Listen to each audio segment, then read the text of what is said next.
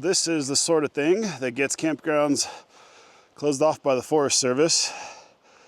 People leaving white flowers, toilet paper, pooping on top of the ground and just dropping toilet paper down. Gonna go for a little walk. Then we're gonna talk about saving money with wag bags. So we're gonna go for a little walk. Then we're gonna talk about, are you taking a dump? Are you burying stuff? Oh, good. So we're gonna clean up toilet paper today, bury it. If you can't use a wag bag or you forgot your wag bags, you need to dig a hole and bury it. 2 feet deep, at least 300 yards from camp. Got Bill right here, and he is burying, this is not ours, this was here when we got here. Really beautiful campsite down there. And there is toilet paper all over up here. It's really gross. And this is the type of stuff, so Bill's been doing a great job burying it, actually. I didn't realize you were already doing it. So, there's some over here. There's more toilet paper over here. Oh God, over here. Absolutely terrible. Over there. That looks like a t-shirt, actually. But that's still trash, or that might be a plastic bag. So, this is not acceptable. It's not okay.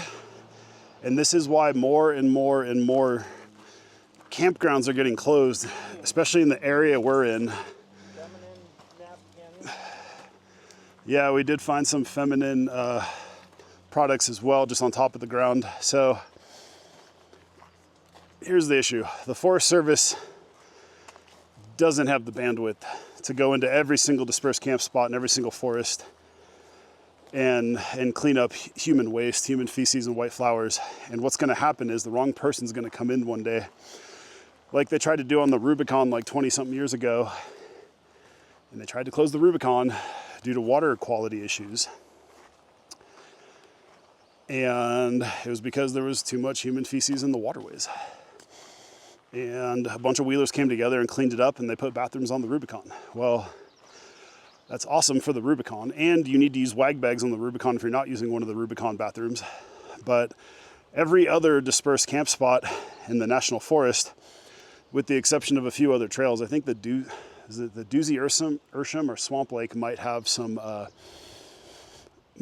bathrooms if I remember correctly. But most Jeep trails don't have bathrooms, and so you need to be responsible to help all of us keep these places open. And you need to tell your friends, if you can politely talk to strangers without them getting crazy on you, because in my experience, the same type of people who leave trash in camp spots and who leave toilet paper and human feces on top of the ground instead of trying to bury it 2 feet deep, those same type of people are the ones that get extremely violent and angry when you try to politely tell them, hey, you're gonna get this place closed down. So it's really tough to tell them straight up, especially when it's a big group of campers, which I've had experiences where it doesn't go well, and you know, they get pretty angry when you tell them that's not okay.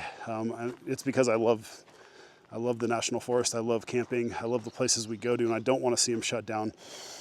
Out where we're at right now, which is outside of Long Barn, California, we did some scouting like a year or two ago to some of our old camp spots out here, and they're all closed down. Big berms, rocks, signs, you know, closed due to rehabilitation. And it's because people, those spots were easy to get to and easy to find. They were on the river. And every time we would drive there in the past, just driving through to scout and explore, we'd see lots of white flowers, lots of trash in those spots. And sometimes if we had, you know, room with our own trash bags, we'd pick up what we could. And when we go camp in a given location, we always pick the camp clean before we set up camp. And we'll go around and bury white flowers as much as we can. It's extremely disgusting, by the way, to pick up someone else's poop toilet paper. It really grosses me out. Like, I hate doing it. It's not fun. No one wants to do it. So if you guys can help, just spread the word. I don't really care how. Like, my channel doesn't have a big reach.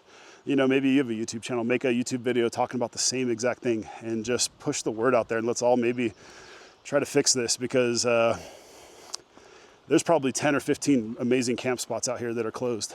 And that's because of people being this careless. And it's a huge bummer because the more camp spots you close, the more those people find the other spots. And the more they camp at other spots, the more the other spots get thrashed. And so we need to not be closing camp spots. We need to be opening more camp spots. That's a whole nother story where instead of managing the forest, they just result to closures, which I don't necessarily agree with. I would rather see the forest, which I know they're all working really hard and they're all understaffed, they're all overworked. It's not really a comment on them not doing their job or anything. It's more like it would be great if there was a way to have them work with more user groups, organizations, Jeep clubs, nonprofits, to adopt dispersed campsites in addition to Jeep trails. And these groups would maybe pick 5 square miles or 10 square miles or whatever it is and clean up these campsites, which no one really wants to do, but we got to do it. And then secondly, I think the education part of, oh my God, check this out. There's a toilet over here. Someone left a toilet here. This isn't ours. This is really gross. This is like what I'm talking about. Oh God. See, like, oh my God, there's like a bag of baby wipes right there. And there's literally like a toilet right there that's just left there. So I'm so distraught over that. It's so gross. Like, I don't want to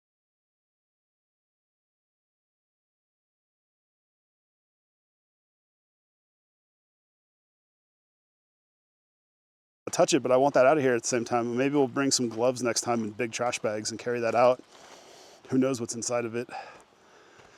So yeah, if what we're gonna go to next is a really inexpensive way to make wag bags, which is what you have to do on the Rubicon if you don't use a bathroom. And you should be doing this every time you go camping. And a lot of people complain that wag bags are expensive. You can get the double duty bags on Amazon. I think it's Reliant that makes them.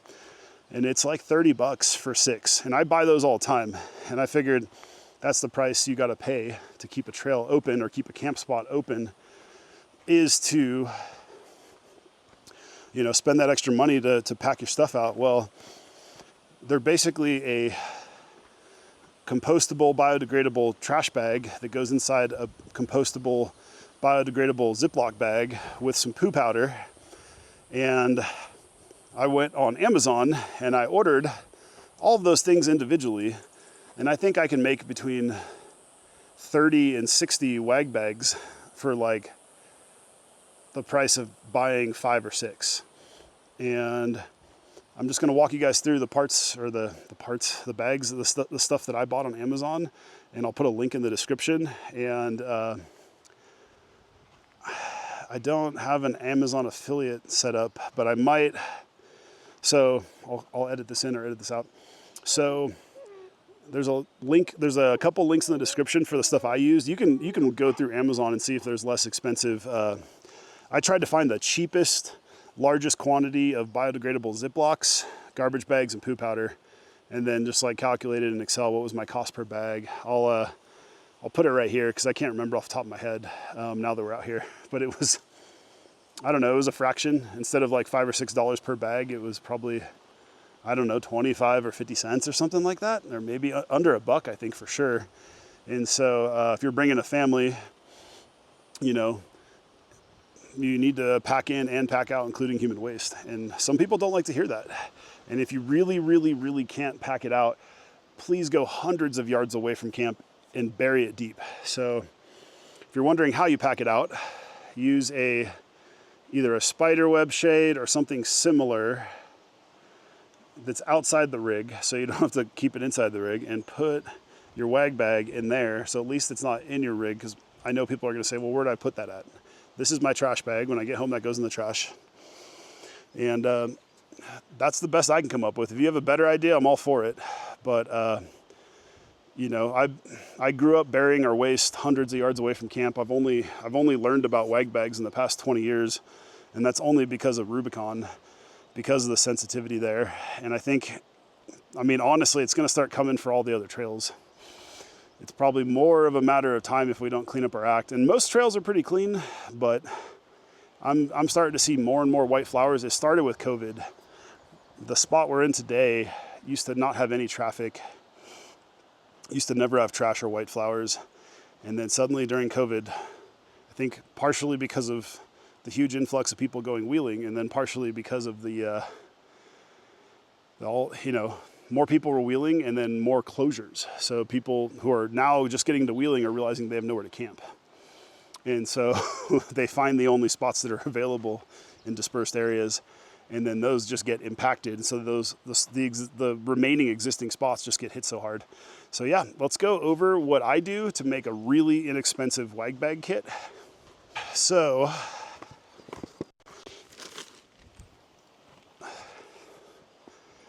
first off, I use this little foldable toilet. I've tried a bunch of different Amazon ones, and I've had a lot of them break on me. This one has metal legs and metal brackets on the bottom that hold it together. It folds up, and I usually put it in a trash bag inside the rig because I usually don't bring my roof rack. Now, from there, so yeah, quick tip, always bring a box of gloves. When you get to camp, go around and pick up trash. Bring extra trash bags and go around and pick up all the little trash. Pick up brass. That's a whole nother thing where we should maybe do a video on picking up your brass. All right, okay, let's get back to it. So these are biodegradable trash bags, and you can tell they look like the bags you'd get at like a health food store.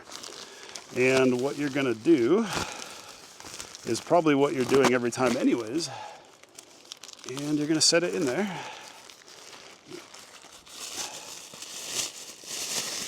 Oh, just broke a hole in it, but whatever, we're not gonna use this one this time. And then secondly, you're gonna use a biodegradable Ziploc bag. Now I got these on Amazon too. Just tried to find like a 30 pack for a few bucks or something. I'll put a link in the description for this as well. Basically, you're gonna do your business in there. The bag goes over everything, so you keep everything really clean. And the other thing I bought was poo gel. Once again, there's actually a lot of this on Amazon. I didn't think this stuff existed. I Googled it, and sure enough, I'll put a link for what I bought. I think I bought a 30 pack. It was like maybe 10 bucks. I think these were definitely more expensive than a normal Ziploc. And you could cheap out and not use biodegradable bags, but you should, especially if you're gonna end up burying it anyways. But you should be using these regardless. You're gonna do your business, you're gonna roll that up, and you're gonna put it in here, and that's gonna go into your Spiderweb shade. And I've been doing this for years now, over the hike 500 yards and bury it, or hike 300 yards and bury it. So it's that easy. I don't have a good argument for why you shouldn't do this, personally. Obviously, if you think it's gross, then maybe you should rethink what you're doing and rethink your hobby, because if you want to keep these like beautiful areas open, like this beautiful river, this beautiful campsite, I want to build, we've been coming here for 30 years. I want to be able to come here for another 30 years if I can. And it's going to be a huge crying shame if we come down here one day and there's a big berm and a sign that says closed due to rehab because people keep thrashing it and don't take care of this place. So I think everyone probably has their favorite camp spot, you know, that you've been going to for 30, 40 years, or even if you just started camping and you just found one that you love. And I think that's what we got. We all have to do that. So once again, you know, most likely with my small YouTube channel and small reach, not a lot of people will see this video. But if you guys can help share it out and promote this yourself, do your own video maybe, more welcome to share this one. I think it's going to go a long way if we could somehow, we need to somehow get to the, we need to somehow educate the folks who are doing this. And they're usually probably not the most engaged folks on social media, and they're probably not following certain channels. So it'd be great. I think the more people share this information, the better we're all going to be. And maybe it'll get to some of these folks. I'm hoping somehow, one way or another, some of the folks who are doing these gross things see this video or a video like it, and maybe after enough times of hearing about picking up after yourself, pack it in, pack it out. I mean, that sounds so simple, right? It's such a simple